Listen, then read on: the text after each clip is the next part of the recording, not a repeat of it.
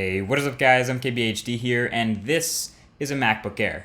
Now, if I didn't tell you what year or model it was, you wouldn't really exactly know, because on the outside, this is pretty much exactly the same as the previous year's model.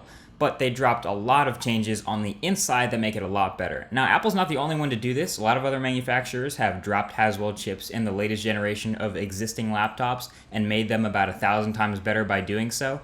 But this is it. This is Apple's new machine. So without any further ado, it's time to give the full review treatment to the 2013 MacBook Air. And the first thing you'll notice is that literally everything on the outside of this laptop is exactly the same as the outside of the 2012 MacBook Air. It's the same design, same display, same thinness, same ports, same hinge, same backlit keyboard even. Everything's the same. The one thing that changed to be able to identify the new Air over the old one is that microphone. So now there's a dual microphone port on the left-hand side. All the other ports, however, on this MacBook Air are the same. The design has basically remained unchanged. Now that's not necessarily a bad thing, considering the 2012 MacBook Air design isn't exactly bad. A lot of people love it, but a lot of people were hoping, like me, that the Retina display would come to this new machine, a really high-resolution display. Unfortunately, Apple just refuses to make a Retina MacBook Air anytime soon. They're basically too busy protecting their Retina MacBook Pro lineup, which sucks, but that's just Apple. So here we are with a 1440 by 900 panel, which isn't bad at all, but if you're coming from using a device with a really high pixel density, you're absolutely going to notice pixels. But outside of that, this is still a pretty great laptop display, pretty standard, with decent brightness and colors and viewing angles, the whole nine. I just wish it was at least 1080p. Whatever, so the outside of this machine is the same as the old one. So what's changed? Well, the story here is Haswell. This machine you're looking at here comes with carrying Intel's 4th generation Core i7 Haswell CPU clocked at 1.7 gigahertz with the Intel HD 5000 graphics inside, and this is really the only reason to buy this machine over any other one. Now, Haswell CPUs have a seriously impressive power and heat management system that essentially double battery life. Now, the MacBook Air was already mostly battery on the inside. It's got a battery slightly larger than a lot of other Ultrabooks, measuring in at 7,150 milliamp hours. It's pretty much the entire bottom of the machine these days. But with the new Haswell CPUs, they're estimated to last 12 hours of use on a single charge straight through. That is actual all-day battery life computing with this 13-inch model. With heavy gaming or graphics work or even some video editing, which this machine can actually handle, you'll see that life shift down to about 5 or 6 hours on its charge straight through. But lighter, not so intensive stuff, this machine will just keep going. It's estimated sometimes past 14 hours of battery remaining for me. So that's freaking awesome for a laptop. Now, there's also the 11-inch Haswell MacBook Air that my buddy Austin over at Duncan33303 is reviewing, so I'll link his review down below that like button if you want to check it out. But that 11-inch Air is supposed to get 9 hours on a charge as well. So you can thank Haswell for literally changing the way we use laptops because of that massive heat improvement. So thanks, Intel.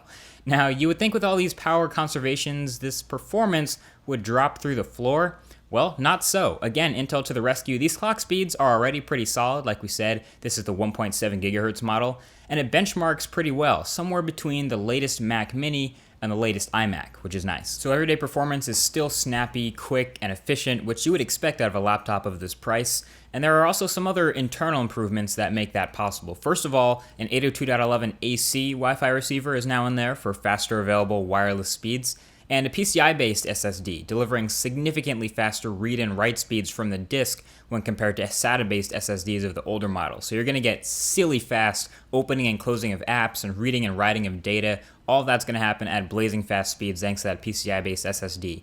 So all in all, it just made too much sense for Apple. Apple is known for incremental improvements, and this is just the perfect incremental improvement for the MacBook Air for them. Keep the same design, the same body, same materials, same manufacturing process, but drop some Intel innovation in there with some, PCI-based SSDs and some other minor improvements and reap the profits, because everyone loves 12 hours of battery. That is the main headliner for this machine, and I love it too. So it's almost as if Apple has delivered an extended version of the 2012 MacBook Air, where you get almost the same user experience, but it just lasts for much, much longer on this new machine. You're gonna get a very friendly machine as well, with again that big glass trackpad, the all-metal construction, the solid build quality, all the things you would expect out of a premium notebook over $1,000. You pretty much get it with the MacBook Air. You can put Windows on it if you want. You won't get the same performance, and you won't get quite the same battery life, but it'll still last a pretty long time like a BIOS. Overall, it's a very friendly machine. I am a fan of the PCI-based SSDs. It's something I've always really wanted in a mobile machine, and now we got it. So yeah, at the end of the day, this is basically, in classic Apple style, the same machine as the previous generation with some minor tweaks inside, but that one minor tweak being the chip ends up making a huge difference. Now, in terms of who would buy this machine and who shouldn't, I personally can't quite stay with this machine because of one thing, and that's the display. The display is 1440 by 900 on a 13-inch display, which is fine. That's ordinarily great for most people, but coming from using a 2560 by 1600 display in the Retina MacBook Air, I can't do it. I can't switch to being able to see pixels where I usually couldn't. So I'm going to keep sticking with the Retina display MacBooks, and I'm probably going to be upgrading to the Haswell Retina MacBook Pro, the 13-inch, when that comes out, because that seems like a logical upgrade for me because my eyes are so used to a Retina display. But either way, let me know. What would you pick? Would you pick a Retina MacBook Pro, or would you rather have seen a Retina MacBook Air? Or maybe would you get this regular MacBook Air? Let me know down in the comment section right below that like button. Either way, thank you for watching, and I'll talk to you guys in the next video. Peace.